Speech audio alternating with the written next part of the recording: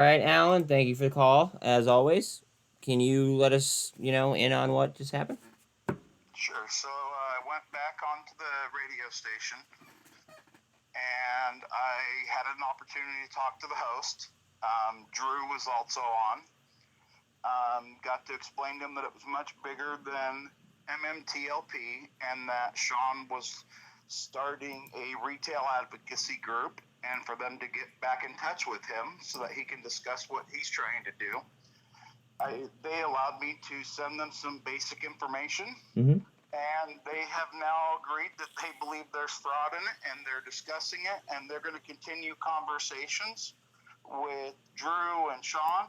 I had to step out of it because I have pending litigation, and I don't want to say something that can get me in trouble or jeopardize my case. Smart man, thank you. But I was able to get the door open for them. That's awesome. That's awesome. I was kind of disheartened when you said that they didn't take Sean seriously. So to have you call me with that kind of news, and then I also heard them say, oh well, we have to get some kind of professionals in here and explain this. You know what I mean? Because it's. I mean, they just sounded baffled, and the average person is gonna, have that type of reaction. Unfortunately. Well, and I was watching his YouTube feed, and I was sitting there watching him. He's reading the documents I sent him. Really? So I sent him a copy of my filing. I sent him a listing of the articles that were written. Okay. And I sent him the letter from Pete Sessions and the FOIA emails. I mean, he's probably mind blown. I gave him the documentation he needs.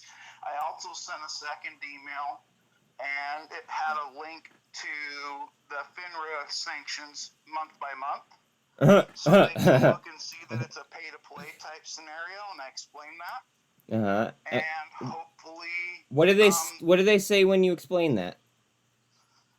That was done in an email. I just did it. Oh, okay. Okay.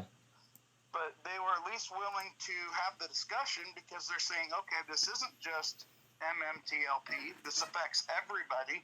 We need to talk about this, but they want to schedule a time. So I would have, if Sean's listening, you need to email them. You hear that, Sean? And if you need the email, hit me up and I'll get it to you. And break down what you're trying to do with the retail advocacy group and how they can benefit because it's going to help everybody. So we now have their interest peaked. They're now reading and looking. And I think that's what the goal was to open the door so that people that are more articulate than myself can go in and, get more visibility on this issue, on what's happening. Yeah. No, I think that it's great that they're taking it seriously now. Yeah, me too. I mean, it's your guess versus mine on what's going to come of it, but at least we're being heard, and that's the whole point. Well, it's another community that is now looking at it. Exactly.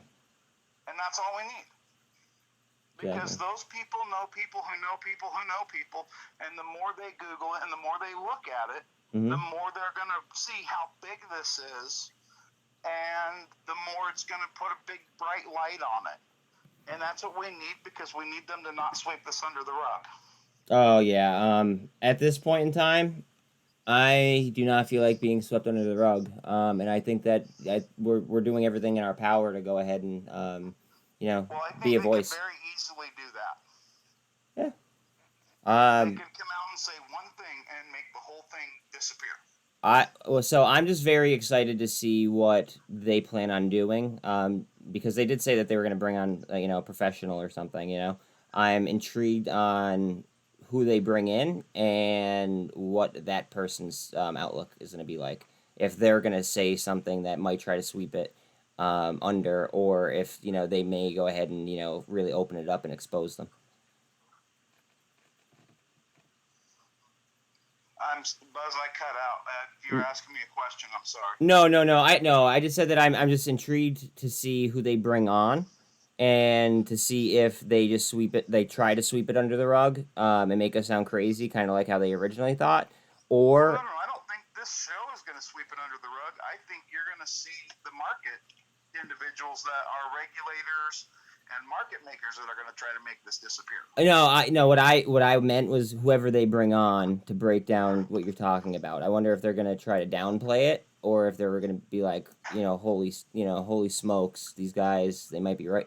You know what I mean? Well, they're going to have a hard time downplaying it when I send them news articles from 3 different places, documents from senators and congressmen, plus my filing.